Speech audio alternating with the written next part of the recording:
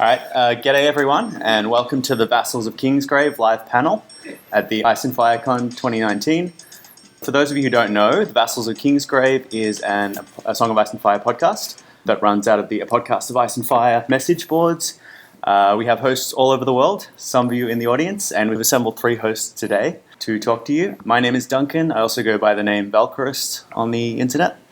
And I am also joined by... Yep, my name is Casey. I'm also on Vassals of Kingsgrave. I'm Blue-Eyed Queen on the forums. I'm Dan. I'm known as Witless Chum on the forums. And I haven't been on as many podcasts as these guys, but for some reason they let me on the panel. You're a smart guy. We appreciate it. Okay, so the title of our panel is Words Cut Deeper Than Swords. And Casey, would you like to tell us what it's going to be about? Yeah, so we basically picked some of our favorite quotes from the books. Our podcast is very book central. Thing that we're doing right now is a chronological chapter reread of the A Song of Ice and Fire books, and we like to analyze every single little word in each chapter. So we figured if we're going to do something here, we might as well take some quotes and spew out some thoughts about them. Yeah, I mean, there's a lot to talk about with A Song of Ice and Fire, comparisons to history, military strategy, lots of crazy theories, but we also just love the writing, the language, the dialogue. It's really what compels us, makes the characters so rich. So we're going to talk about that and list some of our favorite lines or passages from the books. And Casey, I think you're going to take us away with the first quote. Yep. So if you don't listen to me on VOK, which is totally fine, you will know that I'm a big Sansa fan. And so I chose some Sansa lines, specifically Sansa 7 of A Storm of Swords. And this is probably my favorite chapter of the books. I know it's many people's favorite chapters of the books. But this is, at the Eyrie, Sansa awakens to find it's snowing outside. She wanders outside and begins to sculpt a snow castle, slowly forming it into a replica of Winterfell. So I'm just going to read. I have 2 passages from this chapter that I'll read. And can everybody hear me? What do I sound like? Great. Sansa drifted past frosted shrubs and thin, dark trees, and wondered if she were still dreaming. Drifting snowflakes brushed her face as light as a lover's kiss, and melted on her cheeks. At the center of the garden, beside the statue of the weeping woman that lay broken and half-buried on the ground, she turned her face up to the sky and closed her eyes. She could feel the snow on her lashes, taste it on her lips. It was the taste of Winterfell, the taste of innocence, the taste of dreams. And so we started this section here with, Sansa in a moment of not fearing for her life finally after, all of Clash and basically being in King's Landing and just worrying about what Cersei or what Joffrey will do to her next, not really being able to trust anyone and finally being able to be in a moment where she can just be free of all that. And so I'll read the next section. Yeah, go for it. Yeah. The snow fell and the castle rose. 2 walls ankle high this is when she's building the castle. The snow fell and the castle rose. 2 walls ankle high, the inner taller than the outer. Towers and turrets, keeps and stairs, a round kitchen, a square armory, the stables along the inside of the west wall. It was only a castle when she began, but before long Sansa knew it was Winterfell. She found twigs and fallen branches beneath the snow and broke off the ends to make trees for the gods' wood. For the gravestones in the lich yard, she used bits of bark. Soon her gloves and her boots were crusty white. Her hands were tingling and her feet were soaked and cold, but she did not care. The castle was all that mattered. I really just love this chapter. It's interesting seeing Sansa in this role because I feel like we think of her not always as a very stark character. We think of her a lot as the princess and the one who's a little bit naive and very innocent of the real world of Westeros. But in this moment, she's clearly yearning for home and wanting to get back to her roots. Really, remember that she's a Stark. Yeah. This whole chapter is just so thick with yearning. Yeah. And yearning for home. And it's like Sansa's gone through this whole journey of not wanting to be kept in the provinces, wanting to see the big city, wanting to experience life and live the fairy tales. And she got her dream and it turned out to be a nightmare, and now all she can think of is these like memories of comfort and safety and the family, and it's all so beautifully like portrayed here, not necessarily like told to us, but just through kind of this sensory beautiful imagery, this deep longing for something that she can't actually put words to. So it's like, again, even though she's relatively safer here than she is in King's Landing, she still having to embody this role of Elaine to keep her safe. She's under the tutelage of Littlefinger, who's very shady and threatening. Creepy. Very creepy. So she still can't, say what's in her heart. She's been having to push that down for so long that it almost can't be reached anymore, those memories and who she is. But just in this very quiet moment alone, and it's so like haunting. It's like the dark of night, shifting shadows. She's wandering through the snow. It's so dreamlike. Yeah. The imagery, it's so ethereal. She describes like walking through the snow, but not hearing any footprints. Yeah. And she can't say it, but almost unconsciously she starts building this castle and realizing only halfway through what she's building what's in her heart. I feel like this passage is super dreamlike. We get a lot of like, it even says like the taste of dreams. Like you kind of wonder like how she's feeling in this moment. She's almost wary to like feel this way and like just happy to be in the moment. What do you have like an interpretation of what this means? Like, because I guess there's a lot of speculation about where Sansa's path is taking her. Is she eventually going to become, return to Winterfell, reclaim her name, blah blah blah? Yeah. Or I wasn't sure if it was even a much sadder scene where she's almost saying goodbye to Winterfell. Like she's sort of picturing it one last time, and so she can sort of get closure on it. Yeah. And it's the beauty of it is like the fragility of it, like the snow melting in her hair, and the castle itself is described as very fragile. It gets smashed by Robin. By Sweet Robin, the evil giant. But even snow itself is such a fragile, temporary thing. It melts. It's impermanent. It is almost like the dream state she describes. So do you think it's a hopeful thing or it's a very sad scene? It's weird because in the books, if we're just reading the books and we forget everything that's happened in the show, like I would say that she's expelling all of her Stark roots. Like this is the last time I'm going to remember Winterfell. This is when I'm really going to become Elaine. Oh God. Yeah. But this might serve later on when and if we get the rest of the books. This is maybe a reminder to us that, even though Sansa has been in King's Landing for a really long time, and she's now in the Eyrie, and she's not close to Winterfell, she's usually not thinking too much about Winterfell. She may come back to it eventually. That was her childhood. Her innocence lives there. And I guess it's almost, the castle itself is very symbolic because we know, all the Starks know that the castle's been destroyed and sacked and left to ruin. But like the idea of the castle is still there. So it could be hopeful in the sense that maybe the castle's destroyed, maybe House Stark is destroyed, but I still remember what it was and what it could be again. It's like that flickering kind of fragile dream or whatever that she could put form to. Did you enjoy did you like this chapter, Dan, or do you remember the first time you read it? Yeah, it's iconic, and I don't know, I like snow, so it really hit me a lot because of that. Thumbs up.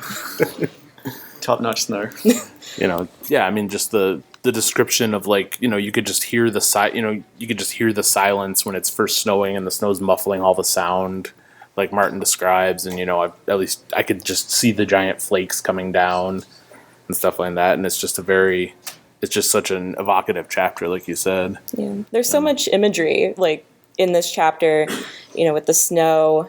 A lot of similes as well. The snowflakes brushed her face as light as a lover's kiss, and it's kind of interesting that she uses that because, like, does she really know what love is at this point? Or she has an idealized feeling of love. Yeah, it is still very saturated with this romantic fairy tale language, which in some ways she's learned the falsity or the danger of, that if you coat something in this romanticism, you don't see the danger beneath. So it's almost like she's saying goodbye to her childhood, I guess, as well, and just saying, all right, this was what I was, and now I just have to like let it go and become an adult in a sense, become Elaine, see the world as it really is. Yeah. The way it's been taught to her by people like Littlefinger and the Hound and Cersei, I guess, to an extent. Yeah, I think it really works on the level of childhood and her kind of, experiencing childhood one last time in the, here by building this castle and then kind of putting it away, even if she's, even if it's not, the thing you said earlier about her embracing her new role as Elaine Stone, if it's just about her embracing her new role as an adult. Yeah. I think that makes a lot of sense, and it can... And maybe even becoming a leader. Yeah, I hope. I think so, yeah, absolutely. I think she's positioned as a potential leader or a potential active player in the game. Yeah. Any more to say, or should we move on to the next one? Well, VOK is all about getting everybody to participate. So if you guys want to shout out or anything or have any thoughts, feel free to raise your hand or shout. I don't know. Well, then raise your hand. All right, so for my first favorite quote is from Daenerys 10, from A Dance with Dragons, which is the final Daenerys chapter we get. And it's Dany walking back south through the Dothraki Sea towards Meereen. She gets sick on the way and has a number of hallucinations as she lies in the grass, bleeding and dying. So this is the quote. She sat up, afraid that she had soiled herself while she slept. When she brought her fingers to her face, she could smell the blood on them. Am I dying? Then she saw the pale crescent moon, floating high above the grass, and it came to her that this was no more than her moon blood. If she had not been so sick and scared, that might have come as a relief. Instead, she began to shiver violently. She rubbed her fingers through the dirt and grabbed handfuls of grass to wipe between her legs. The dragon does not weep. She was bleeding, but it was only woman's blood. The moon is still a crescent, though. How can that be? She tried to remember the last time she had bled. The last full moon? The one before? The one before that? No, it cannot be so long as that. I am the blood of the dragon, she told the grass aloud. Once, the grass whispered back, until you chained your dragons in the dark. Drogon killed a little girl. Her name... Dany could not recall the child's name. That made her so sad that she would have cried if all the tears had not been burned away. I will never have a little girl. I was the mother of dragons. The grass said, but you turned against your children.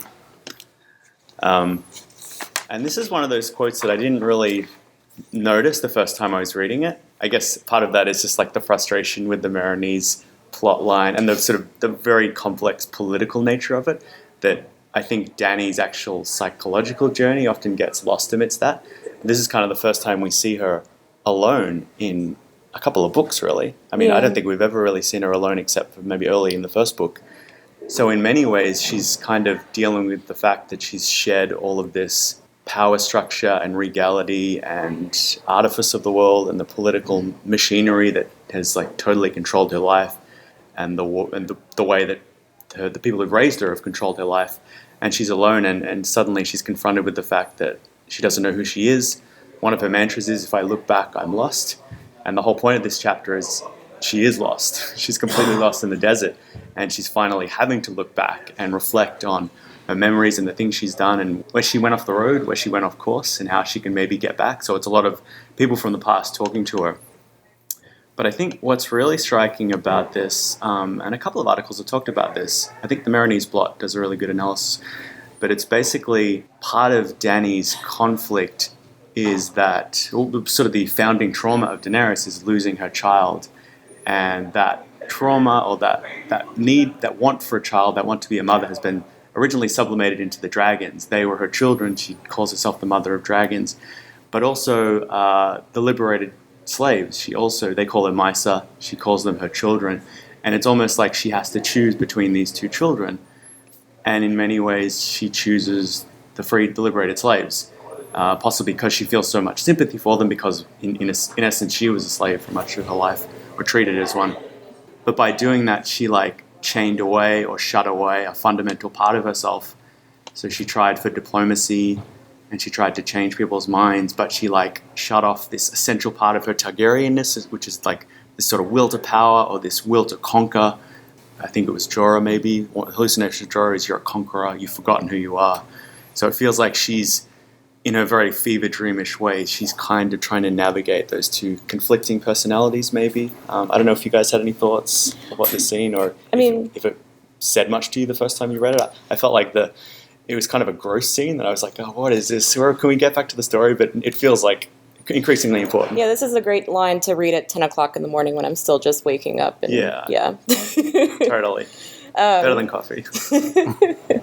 But one thing I think about this, as a woman, like Dany hasn't really had any maternal or women like people to look up to or people to ask questions to. She's suffering through part of every woman's life alone, and not even like just here, but like alone throughout the entire series, really. And she's learning herself. She's learning like how to be a good leader, go towards eventually being queen, presumably, in Westeros and taking back her throne. And I feel like that's like a really tough place to be in as a woman. That's like my big thought with that.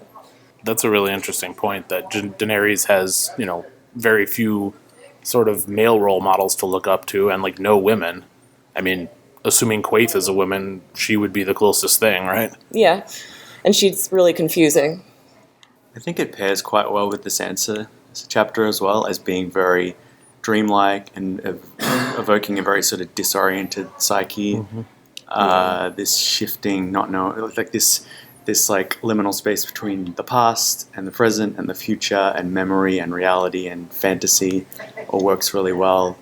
I'm not sure of like the symbolism of the grass speaking to her. I mean, they are both like doing stuff with the ground around them. Yeah. That's true. Yeah.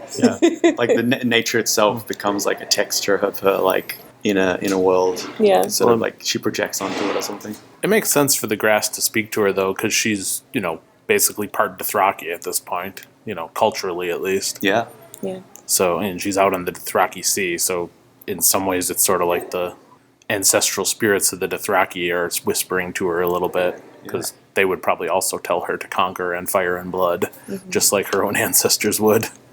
Yeah. To go forward, you must go back. Mm-hmm. And it's interesting, the fact that she forgets the child Hazia's name, because that's sort of one of the mantras of her storyline in A Dance of Dragons. It's a really shocking thing. It sort of alters her course, the death of this child by the dragon. It kind of turns her against the dragons, but also turns her against like a part of her own nature that she didn't realize was so dangerous, that we see in book 3, this conqueror persona. She's sort of like this whiplash away from that, this rejection of that part of her. And she's like, I'll remember this child's name. I'm not a monster. I'm not the Mad King. I remember. I'm still connected to my humanity. But at the end of the book, it's vanished. It's disappeared from her mind. And I'm not sure what that suggests. Maybe that she's sort of become so submerged and like suffocated by, I don't know, this path or this political machinery or this Game of Thrones. But also I feel like it's slightly connected to maybe her own child. The fact that it was someone that never received a name, and someone that's kind of vanished from her, or a part of her that she always wanted to hang on to, but it's kind of just vanished into memory. And again, it goes back to, if I look back, I'm lost. But she's sort of taken that so seriously that she can't connect to who she is. And if she doesn't look back, she's lost, because she doesn't know who she is. And she's still trying to figure that out, I guess. And maybe the point of the chapter is she's never going to be an effective ruler if she doesn't know who she is. If she can't govern her own sort of path. How can she govern like the Seven Kingdoms path forward? Zach?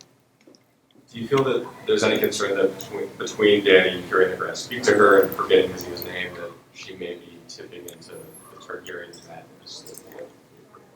I mean, it's definitely possible. I don't, it was funny, actually listening to the Rhaegar panel last night, I was kind of like, oh, maybe Rhaegar is a little bit crazy too. So, but like, not as like evil as King Aerys was. So I think it's definitely a possibility. I wonder if she will be, especially with like the last episode of the show, be a little bit delusional about her claim to the throne and like how things are going to work out for her. Yeah, it's almost like a bit like the Starks. The Targaryens seem to, their strong sort of wargame connection with their dragons and the propensity to have these kind of dreaming visions almost suggests they have one foot in this kind of spiritual plane or this metaphysical plane, that they're connected to the same plane as the three-eyed crow or something. It's never really clear. This kind of subterranean nature of the world, and that can cause greatness, but it can also cause madness in a sense. Yes. Yeah, it's quite a coincidence because I just realized like 5 minutes ago that Daenerys and Viserys and Rhaegar, they have two great grandparents. Their parents were brother and sister. Their parents were brother and sister. I just realized that in like 2 days ago when I was reading, all the Ice and Fire. I mean, even for Targaryens, that's because in real European history, there was the Spanish prince Don Carlos. He was quite mad, and Wikipedia they noticed, he only had 4 great grandparents instead of 8 like all the movie. Well, 4. Those people have 2. Yes, that's a good point. We're not sure what that does to a person about that. That's, yeah. I tend to agree with the interpretation that this passage is Martin telling us that Dany is going to go, more to the Conqueror side in the next, in the Winds of Winter and maybe into a Dream of Spring where, it's going to be a bad day to be a Volantene and probably a bad day to be a Pentashi. And, she's just going to embrace that side of her, and we're going to see much more of that and much less of the Breaker of Chains. And that entwining of like her hallucinatory psychology and this will to power could bode for a possible dark days for Westeros in a sense. Maybe a possible Mad Queen. I don't know. Like that would be an interesting twist, I think. But she's obviously fighting against that. Yeah. She's not the sort of level of entitlement maybe that her forefathers had. Maybe because she struggled more and seen the suffering of the small folk. Maybe that will alter her conception of a new 7 kingdoms. We'll have to see.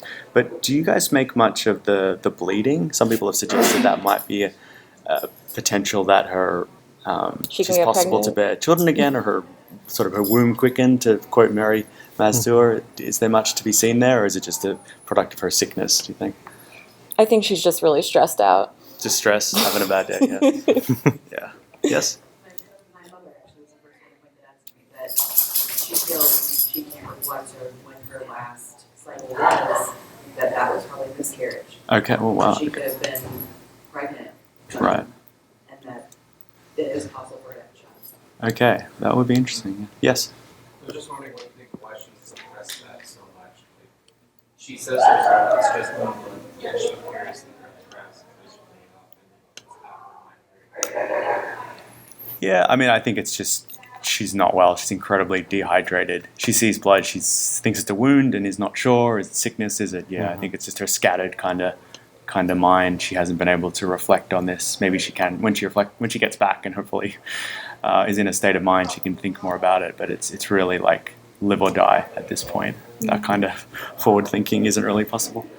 Any more to say on this passage? With going off of what Pasha was talking about, I wonder with like how much of a influence Viserys had on her growing up, how like that influenced how to like block the crazy from her, and maybe in this moment even like freaking out that she could be turning that way because she's physically like freaking out in a sense. Dan, would you like to read us your quote? Sure. All right, I actually chose a passage that hadn't stuck out to me until just this spring when I was trying to reread the books before the con, and this little description really stood out for me. That it's in the Catelyn 4 chapter in A Clash of Kings when Cat and her escort are fleeing Renly's camp after the Shadow Assassin murders Renly, and they're taking Brienne along, and it just struck me as a really good example of something that we don't really talk about as much as like how good Martin is at describing sort of like the natural world and the world that he's created. And I'm somebody who tends to have more time for the travelogue aspects of A Dance with Dragons and A Feast for Crows, for instance, because I really like this stuff. So I don't see any pitchforks or torches, so that's okay. But so this is from Catelyn 4. Renly's battles were coming apart as the rumors spread from mouth to mouth. The night fires had burned low, and as the east began to lighten, The immense mass of Storm's End emerged like a dream of stone, while wisps of pale mist raced across the field, flying from the sun on wings of wind. Morning ghosts, she had heard old Nan call them once, spirits returning to their graves, and Renly, one of them now, gone like his brother Robert, like her own dear Ned. So that passage just really stuck out to me for the description of Storm's End as a dream of stone. Like, what the hell is a dream of stone? But it sticks in my mind like that. Like I know what he means, even if I can't define that. So that just seemed to really hit me as a really good description of the physical world. And it just works really well too, as they're fleeing this horrific supernatural event that both the characters in the books and we as the audience did not expect to have happen, where all of a sudden a shadow that looks kind of Stannis-y just murders Renly out of nowhere. So the passage really stood out to me too, with the morning ghosts and the reference to old Nan and her old stories. And we know that old Nan always tells the truth in her stories. So Definitely. I find it funny that like the three passages that we all picked have like something about like dreaming in them, and I don't know if that says something about us, or if that says something about like our podcast, or if that says something about how George writes. But I think just George is obsessed with dreams and what they reveal about it. Like a lot of the most revelatory moments for characters seem to occur in dreams or visions or memories, sort of these faded memories. Like the Tower of Joy for Ned is kind of, it's something that's been repressed, that has only emerged from the subconscious when he's not quite in control of his mind. Jaime's fever dream after he gets his hand chopped off and makes the decision to go back to save Brienne. Like, these are all really pivotal moments. Prophecy and mystery and conspiracy and visions, just they play a huge role in the story, even though they seem peripheral. They like govern a lot of decisions, and a lot of our knowledge of the world and the characters comes through these little portholes, these sort of gaps in the assumed facade or whatever. Yeah. On the subject of dreams, do you think they are organic or sent by someone else to change their course of action? Like maybe via a glass candle, or something different?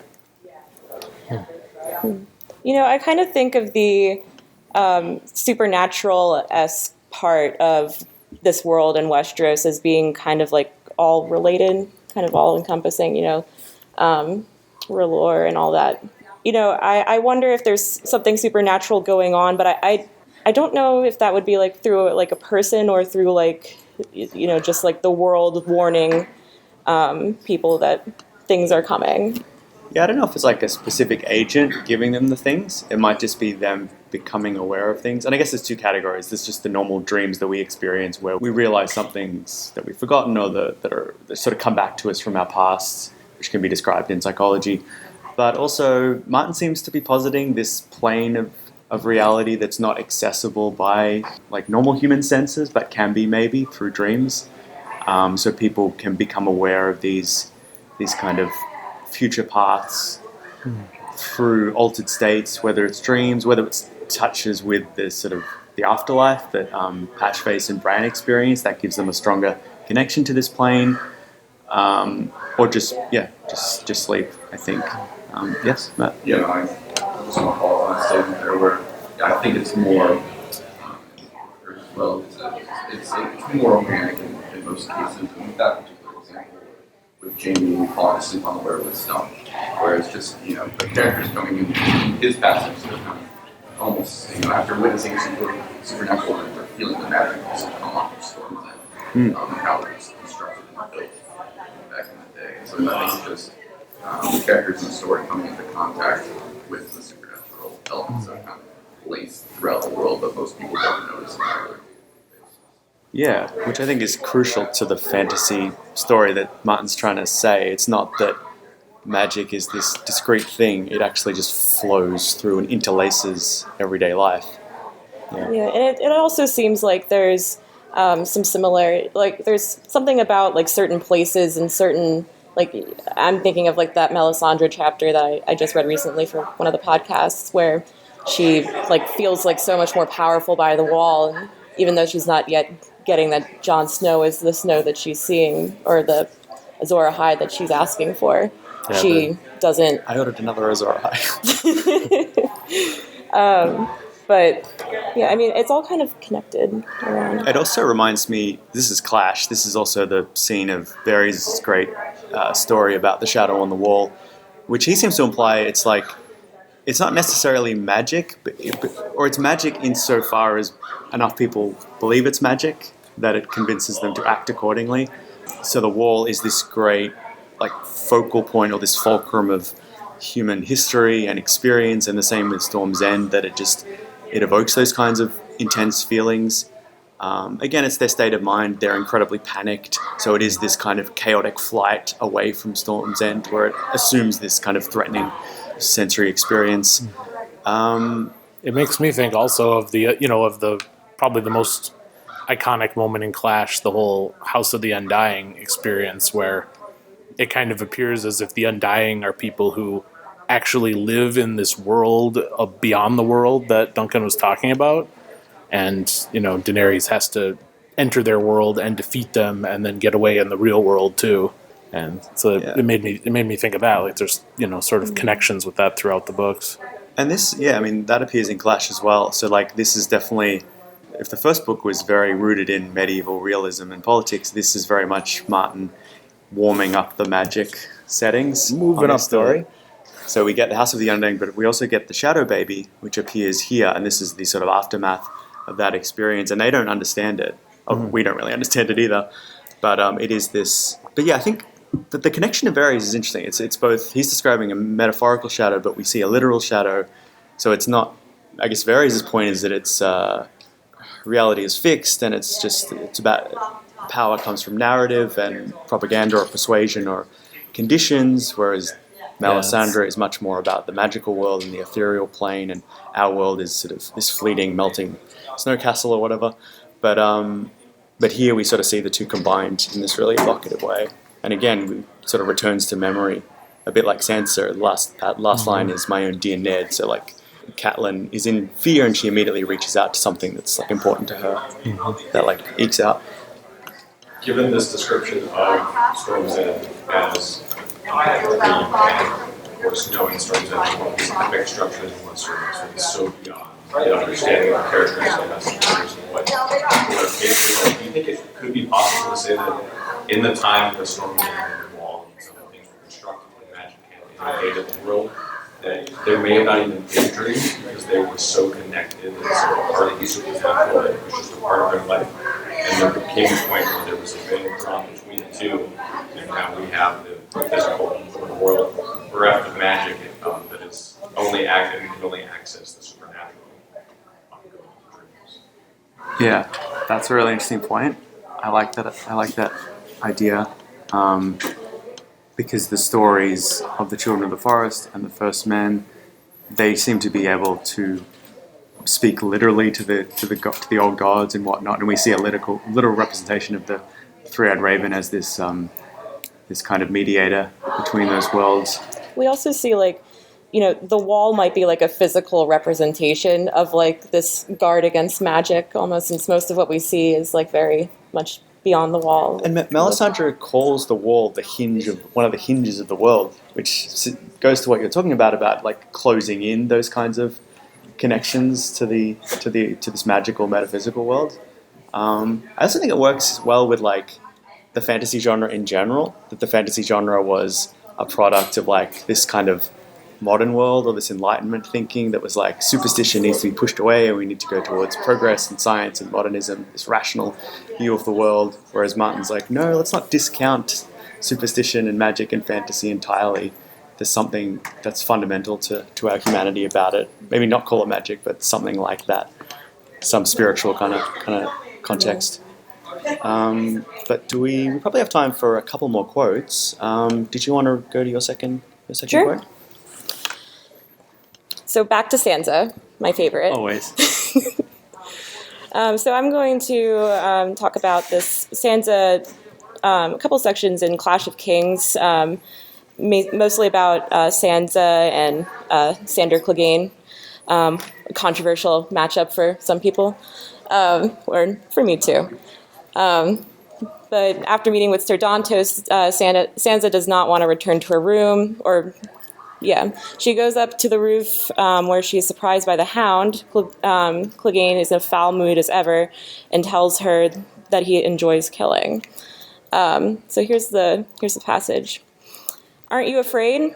The gods might send you down to some terrible hell for all the evil you've done. What evil? He laughed. What gods? The gods who made us all. Oh God! Ominous bells.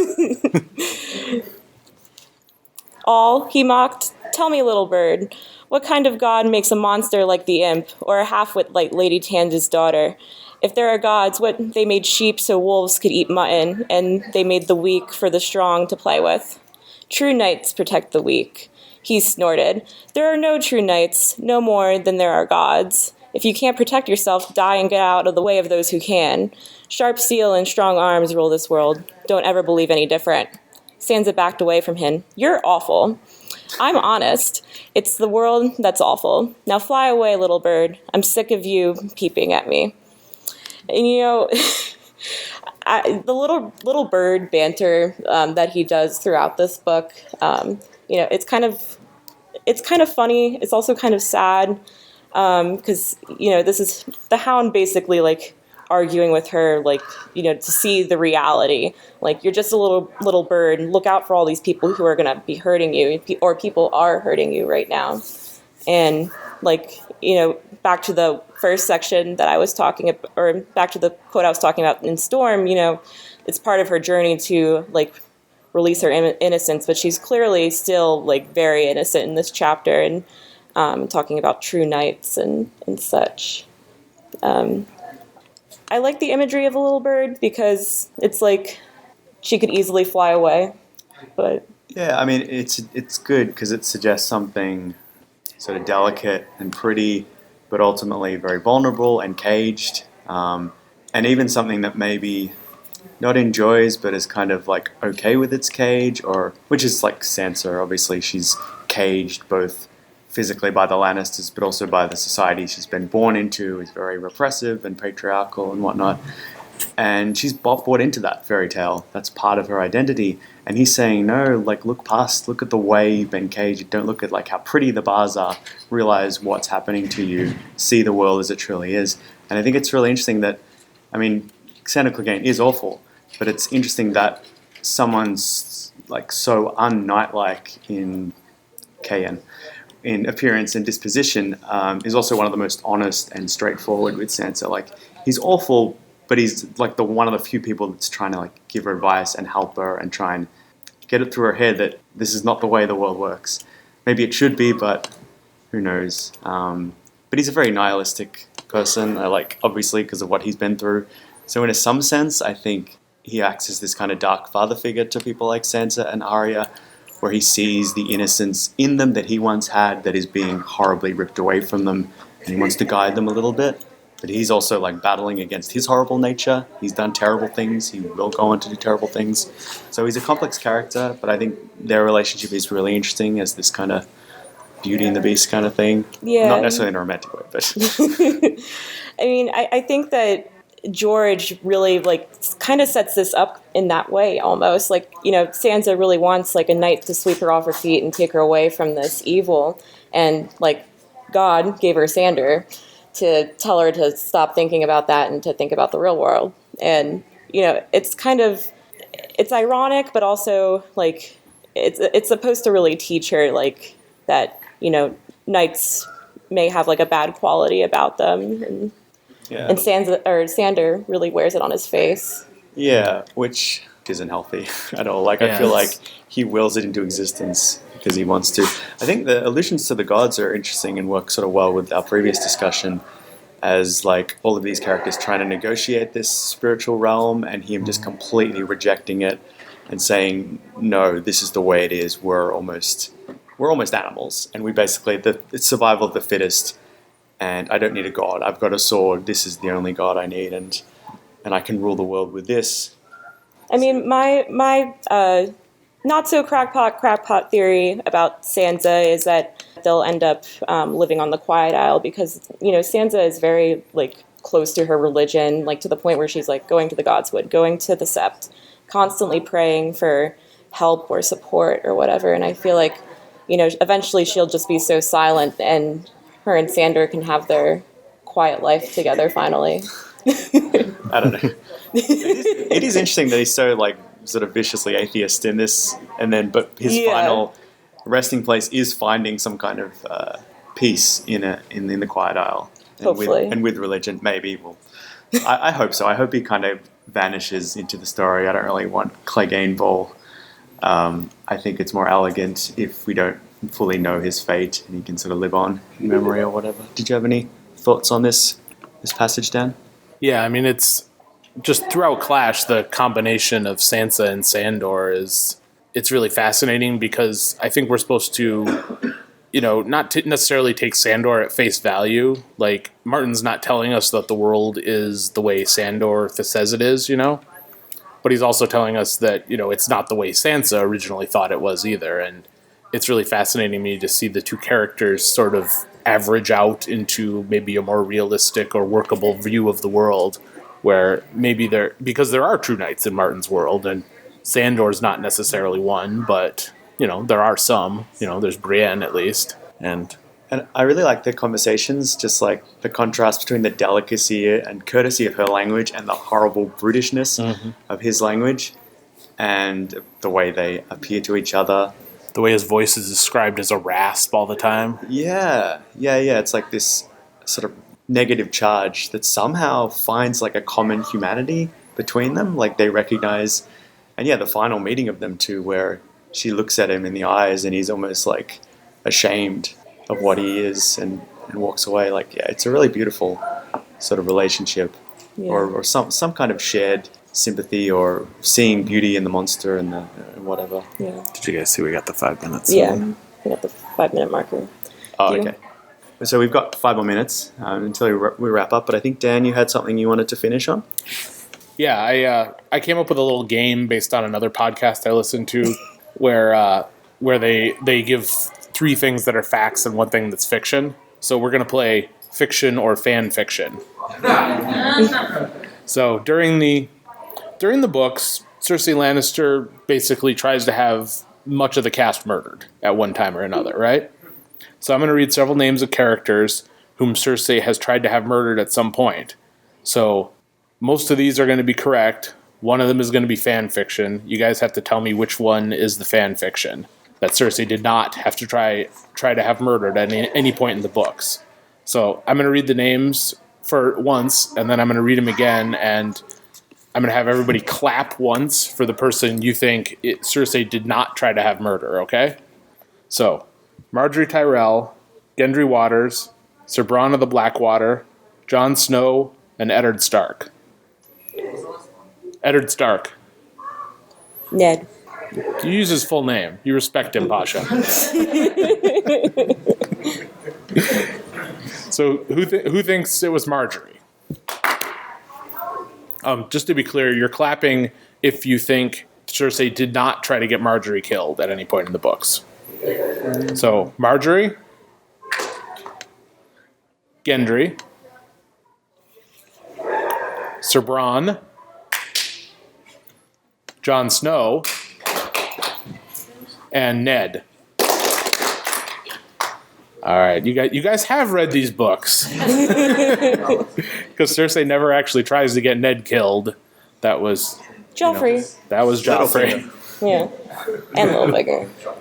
Joffrey with probably Littlefinger, we assume. Okay, so I think that wraps up our discussion. Was there any final questions or any quotes people wanted to shout out in the next minute or so? Speaking of just quotes and interactions, do you have something that you were looking forward to, an actual exchange between 2 characters that hopefully would be in the next book? Danny and Not a specific thing, but one scene that you want. I think Danny and Tyrion. I'm really looking forward to their meeting. Yeah, I'm really looking forward to how the books will write that up. Yeah. They want to get going. They're done. All right. So we're going to end with one final quote. which is from the Prince of Winterfell in A Dance with Dragons. The best pie you have ever tasted, my lords. Wash it down with arbor gold and save every bite. And my sister in the back, dressed as a Mormont, has some lovely meat pies that anyone would like to try. Seriously, they're good. So, thank you all for coming. Real meat pies. As we said, we're the Vassals of Kingsgrave. You can subscribe to us on iTunes or YouTube. But if you want to join us for a podcast, go to the A Podcast of Ice and Fire forums and sign up for a podcast, and we'd love to have you. Thanks for coming. That's the best part of Literally the UK. anyone can join. Literally anybody, as long as you know what you're talking about. Yeah. No, that's not a prerequisite I at never all. heard that last part.